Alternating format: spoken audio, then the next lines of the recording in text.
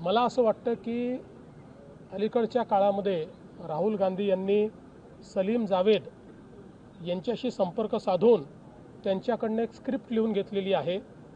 अतिशय मनोरंजनात्मक अशा प्रकारची स्क्रिप्ट आहे। ती सगळीकडे ते मांडतायत। याच्याने मनोरंजनापलीकडे काहीच होत नाही।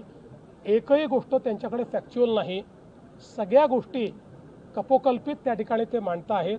आणि सगळ्यात महत्त्वाचं ते एकीकडे म्हणतात की वोटर लिस्ट मध्ये प्रॉब्लेम आहे।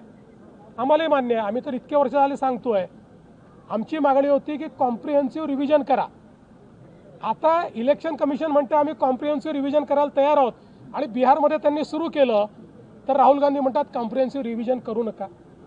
मग त्यांना नेमकं हवं काय आहे?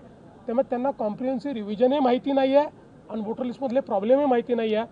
त्यांना केवळ आपल्या हारण्याकरता काही ना काही कारण शोधून काढायचं आहे। ते कारण त्यांनी शोधून काढलेलं आहे।